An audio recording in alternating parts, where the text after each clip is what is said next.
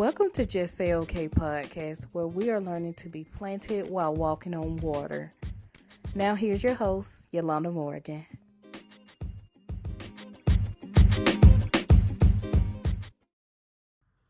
Hey, y'all. Welcome to Just Say Okay podcast, where we are learning to be planted while walking on water. I'm your host, Yolanda Morgan, and if this is your first time tuning in, go ahead on and hit that follow button and that subscribe button because we're on YouTube. But without further ado, welcome to this week's episode, which I gave you guys like a little hint, little semblance of what this episode is going to be about, and pretty much like the video said, Simba, remember who you are. Remember who you are, Simba. Y'all Simba, I'm Simba, we all Simba. Because at some point in your life, a lot of people, it's not too many people, especially as you're a young adult, you go through the transitional phase of like trying to figure out your identity. And a lot of times what we fail to realize is a lot of times that your identity is literally right here. But because of certain factors, such as like the world, people around you, whether that be family or friends or whatever the case may be, a lot of times our identity can get lost in all the sauce, basically. It's a lot going on. A lot of people will tell you who you are or try to label you and let you know who you are. But at the end of the day, who does God say that you are? That's what matters. That's who you actually need to listen to. Now, true enough, God will put people in your life to confirm like who you are, like who you're supposed to be or whatever the case may be. But, ultimately, it's best to hear from God, like exactly who he has called you to be, and walk in that and stand on that. Like I said in my post, I feel like it's time. And then, just to give a little backstory, I was listening to, or was I looking at? I think, if I'm not mistaken, I was looking at The Lion King, and that part in The Lion King, and if you already saw it on my Instagram, great. But that part in The Lion King where it's just like, Simba, you have lost your way. You must remember who you are. You are my son. You are the king of Pride Rock, like literally. And you out here frolicking in the meadow, Hakuna Matata, not worried about what it is that is supposed to be. You basically don't forget who you are based on what? In Simba's case, it was fear. And a lot of our cases is fear. If you ever sit down and really think about that thing, it's fear that drives us away from our purpose, from who we have been called to be a lot of the time. Especially if it's a like non-conventional thing, like you haven't seen it done too many times. Like it's not a bunch of examples of what it is that or who it is that God called you to be. It's not a bunch of examples out there for you to like draw from, I guess you could say. But I don't know. Just like with Simba, because Simba, if you know the story of Lion King, which most of us do, because we grew up on it, Simba, basically Mufasa, which was the king of the pack and the king of Pride Rock at that time. He had a son named Simba. Mufasa ended up getting killed by Scar, which was his brother. And, which was a twist within itself. I remember when I first seen it, I was just like, oh my God, the level of weeping that I did. cry, cried, cry, cry, cry, cry. That was me. That was literally me. But he was killed by his what you call it. And once Scar killed him, he pretty much took his place as the, even though if we know anything about birthright and all this, that, and the other. So we're going based on the original movie, not the updated thing where, what did you say about my brother? Not that. We ain't talking about that. We're talking about the original movie.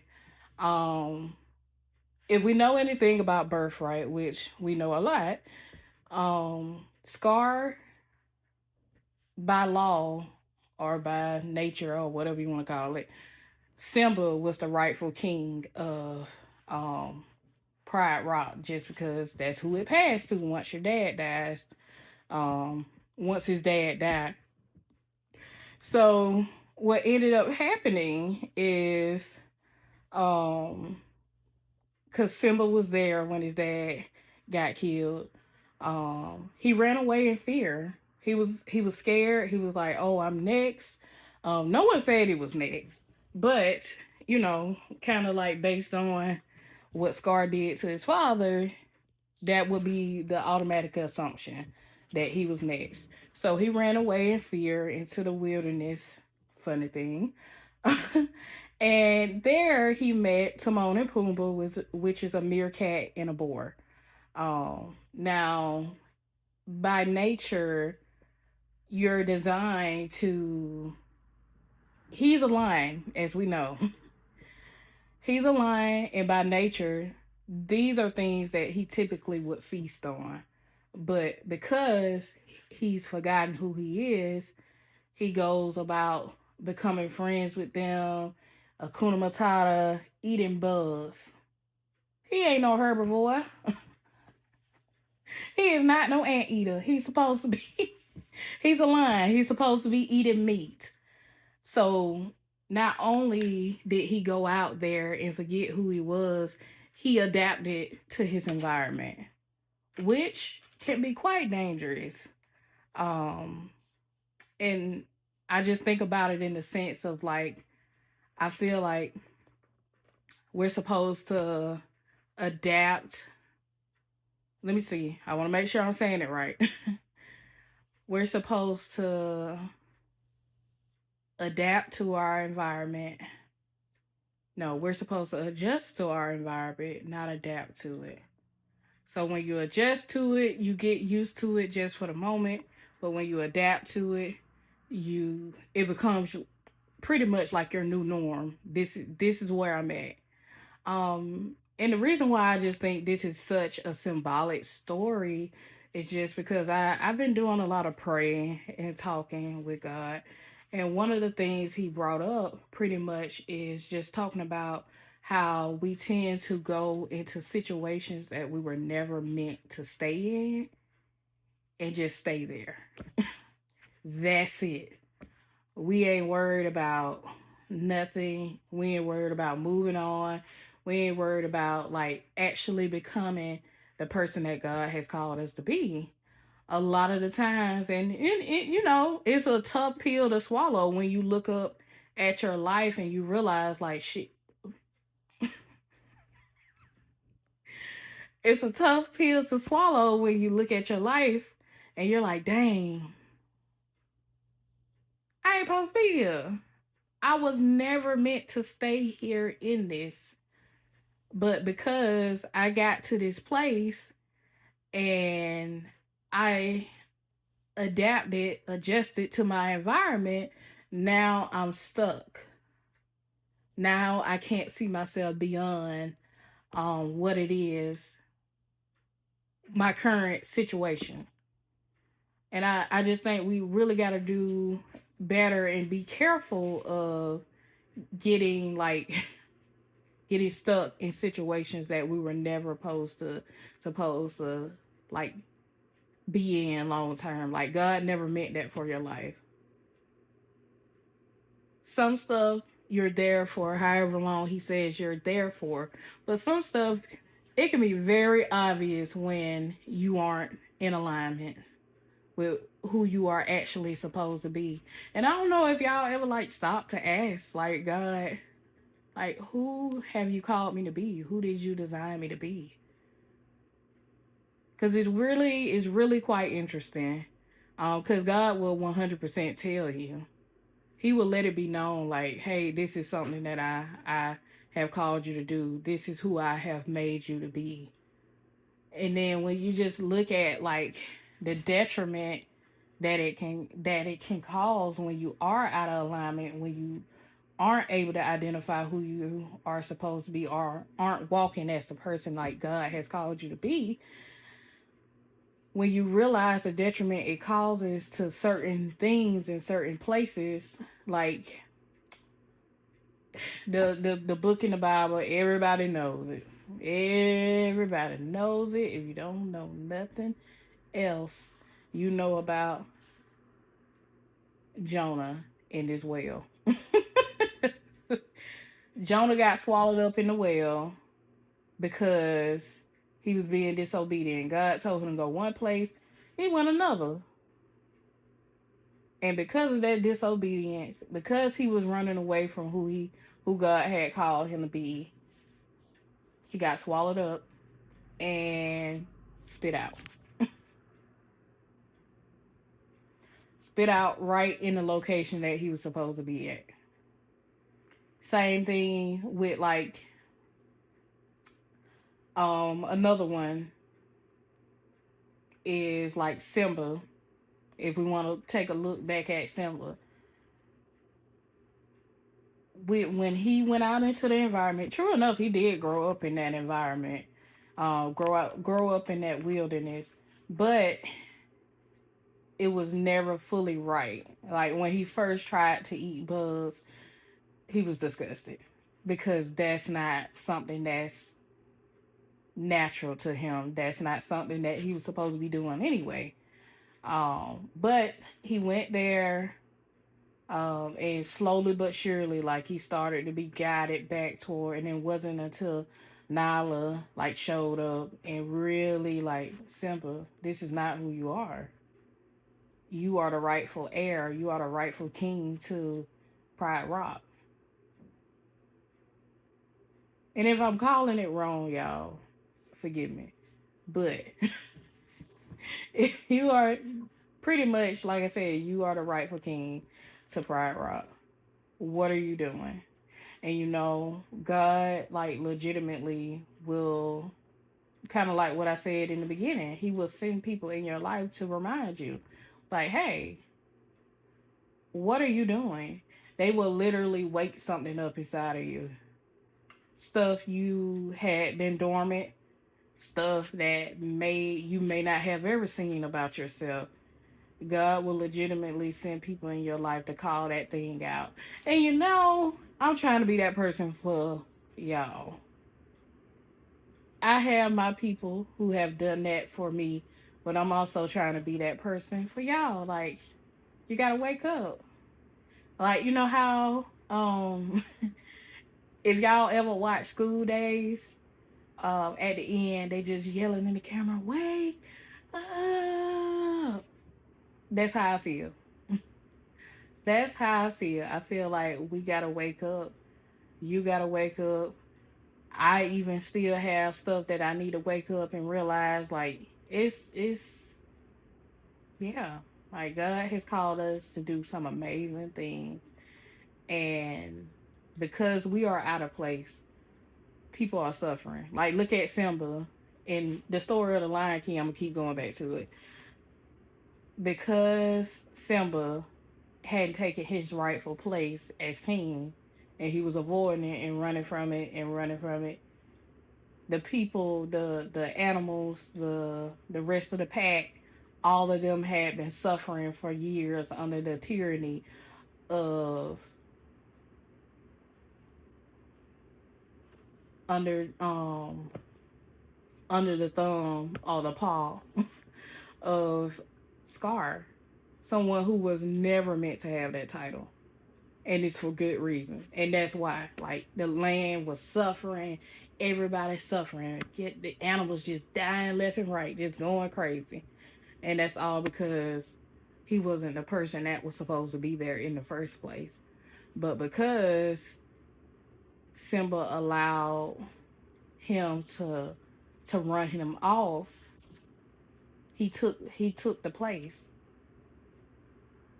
And it doesn't even necessarily have to um be that. Like, we can look at the story of Saul and David, how it was never supposed to be a King David, but because Saul was disobedient and he kept making decisions that he wanted to make, irregardless of what God said, I'll raise up someone new in your spot.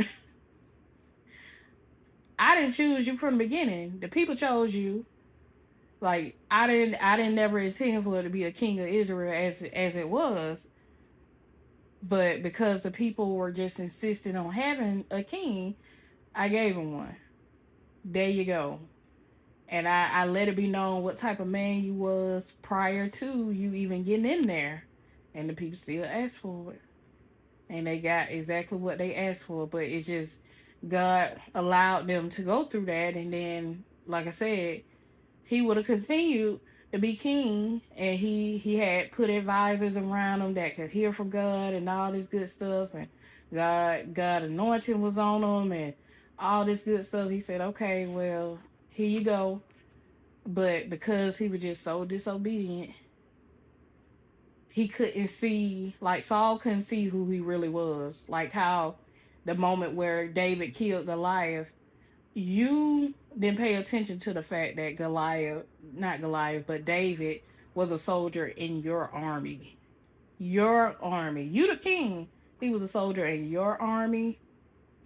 And you started getting upset and jealous from that very first victory that put David's name on the map. No one had said anything about, like, at that point, no one had said, oh, well, Saul, this is going to be the guy that replaced you. No. He was a soldier in your army, and because they said, oh, Saul lay waste to 1,000, David 10,000, and all this, that, and the other, and because, like, people around was boosting him, you got upset, and you, instead of being okay with and embracing, and because really, if he would have just embraced the help, it would have been wonderful. Like, oh my God, like, great, fantastic. But because he did not, he just fought against it. It was just like, oh, now I gotta raise up somebody new because you keep being disobedient. So in certain cases, it's like you could lose your spot to someone who God has called into place because you won't be obedient as well. But that's another story for another day. Right now, like I said, remember who you are, y'all. Remember who you are. Who has God called you to be? And be grounded in that. It's like I said, it's so easy for us to listen to the world, and what the world or who the world say we're supposed to be.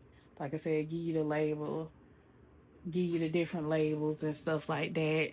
Talk about you real bad, and if you're not careful and you start believing it, that's it. You get lost. And God, like, never meant for that to be the case.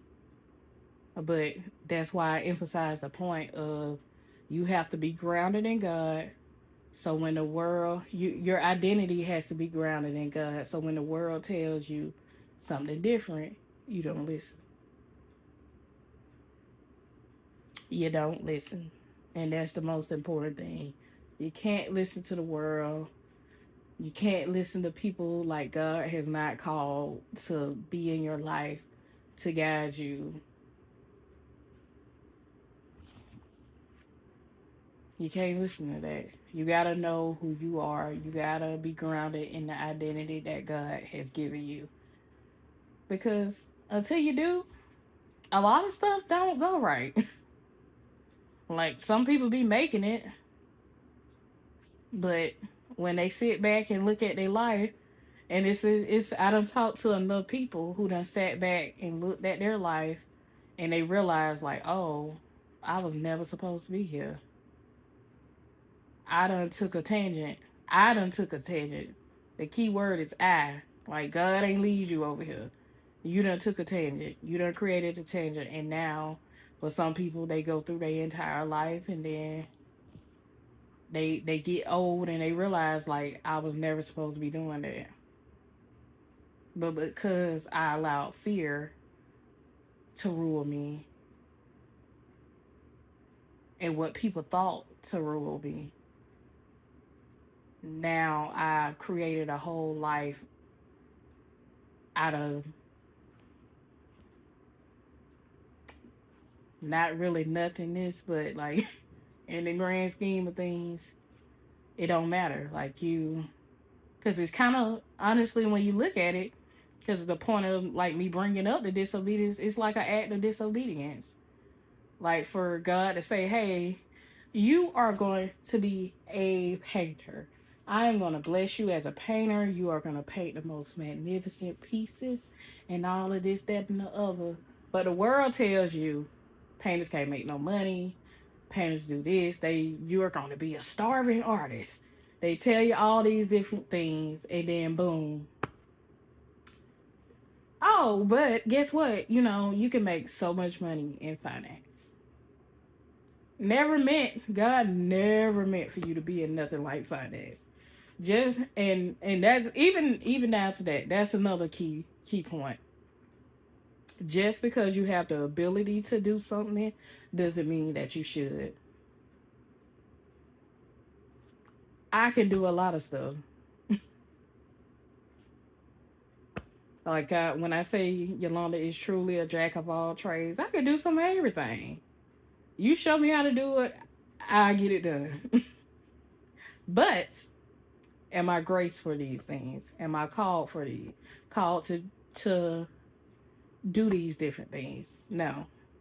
What I'm doing right now is one of the things that I'm called to do. And that's the speaking. And that's the teaching. And that's the counseling. So, I know that. And God has confirmed that 20 million times over. And he like, dang, I'm tired of him. All right, Mama, you ain't gotta ask me no more what you supposed to be doing. You already know what you supposed to be doing. Just get busy. Because, you have to check. You're like, God, are you sure? Are you sure this? And even in that, even when it seemed like, okay, well, this may not be the place that you called me to be, consult God. If you don't do anything else, just consult him and ask him for confirmation. Like, hey, God, is this really what you want me doing?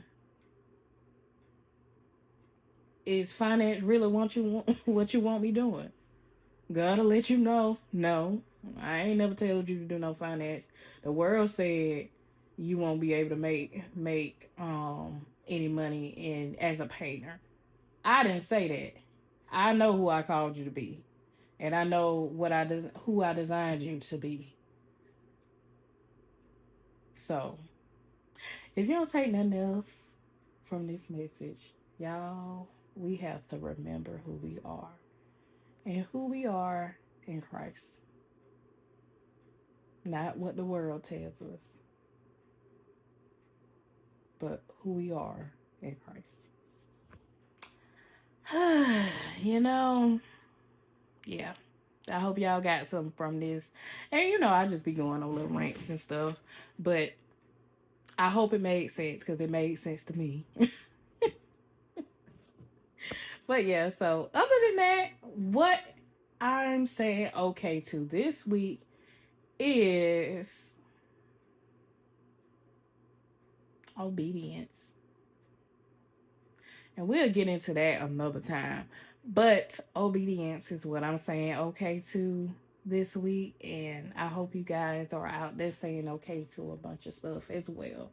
The right stuff though, like what God tell you to say okay to. But yeah.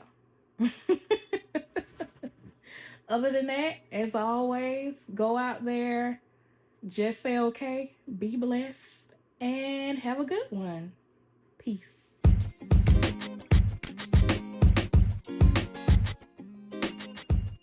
Well, look at you staying the whole time. Thank you for tuning in to Just Say Okay podcast. If you would like to reach me, you can follow me on Instagram at justsayokpod_, or you can email me at okgodpod@gmail.com. And as I said before, ain't nothing to it but to do it. Just say okay, y'all. Have a good one.